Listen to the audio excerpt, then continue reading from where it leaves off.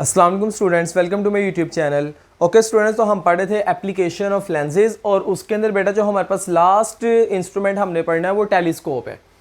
तो एक्चुअली बेटा टेलीस्कोप क्या है, टेलीस्कोप का अगर आप वर्किंग प्रिंसिपल देखें, इसकी रे डायग्राम देखें तो ये बहुत हद तक जो है ना वो मिलती जुलती है माइक्रोस्कोप के साथ।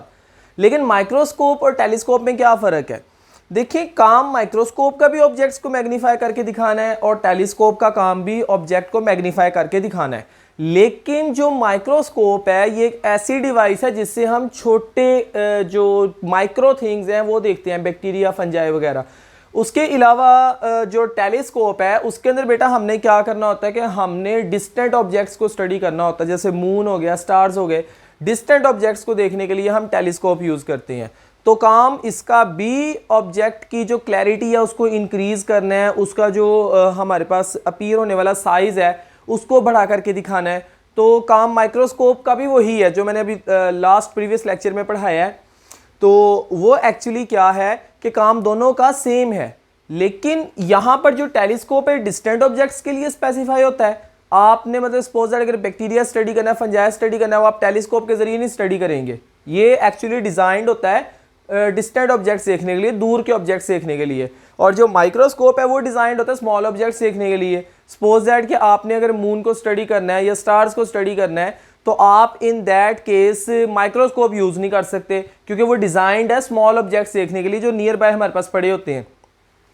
तो actually telescope is an optical instrument that is used to see distant objects, जो कि दूर के ऑब्जेक्ट्स देखने के काम आता है। और एक और चीज, टेलीस्कोप बेटा दो किस्म का होता है। एक लाइट रिफ्रैक्टिंग टेलीस्कोप होता है। अब चूंकि लेंसेज जो है वो रिफ्रैक्ट करते हैं, तो लाइट को रिफ्रैक्ट करते हैं, इसलिए अगर हम लेंसेज यूज कर रहे हैं तो लाइट रिफ्रैक्टिंग टेलीस्कोप होगा। और दूसरा होता है लाइट रिफ्लेक्टिंग टेलीस्कोप, वो रिफ्लेक्शन के जरिए जो है ना इमेज को मैग्नीफाई करता है। उसके अंदर बेटा मिरर्स इस्तेमाल होते हैं।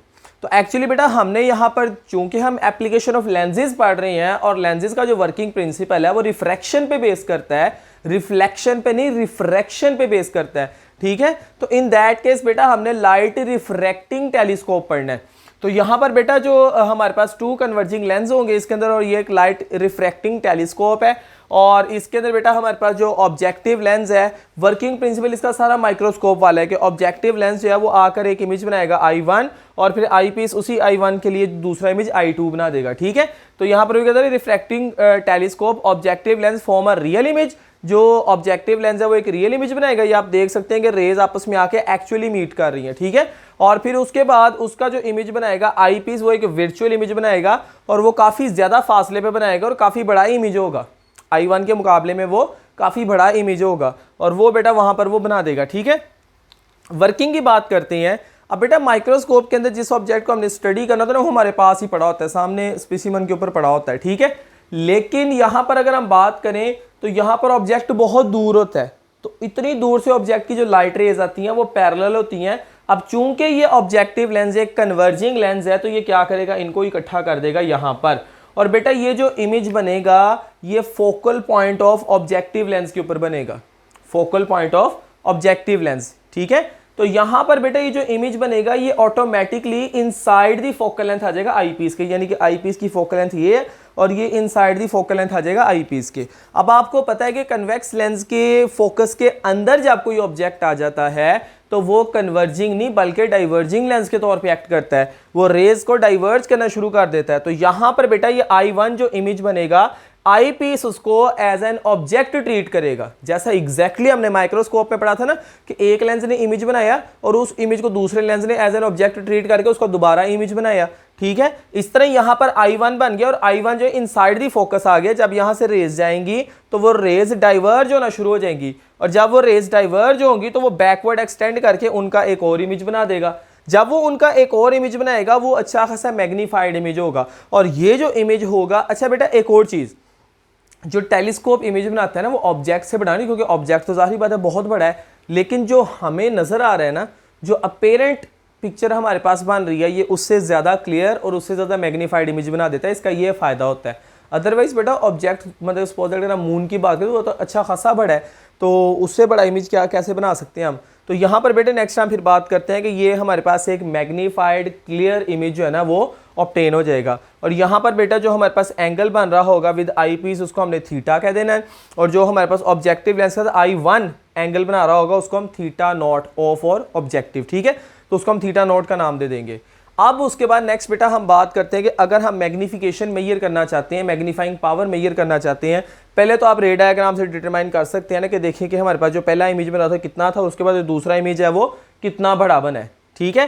तो हम रे डायग्राम से भी डिटरमाइन कर सकते हैं। अगर हम इसको कैलकुलेट करना चाहें तो बेटा इसका जो फॉर्मूला है, अच्छा बेटा देखिए मेरी बात सुने, टेलीस्कोप की डिफरेंट टाइप्स होती हैं और उनकी डिफरेंट कंस्ट्रक्शन होती है।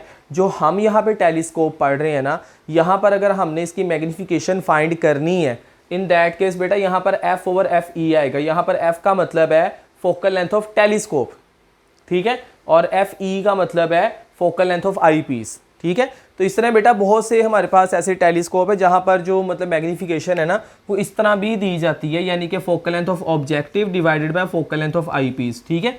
तो वो एक्चुअली डिपेंड करता है कंस्ट्रक्शन पे। जो हमने यहाँ पर जो पढ़ा है टेलीस्कोप, इसके मुताबिक जो मैग्नीफिकेशन हमारी बुक में गिवन है वो F/FE है, where F is the focal length of the whole telescope, ठीक है, and FE is the focal length of eyepiece.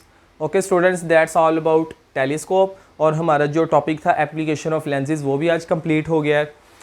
Okay students, if you think that this video is informative for you, kindly like this video and comment लाजमी करें।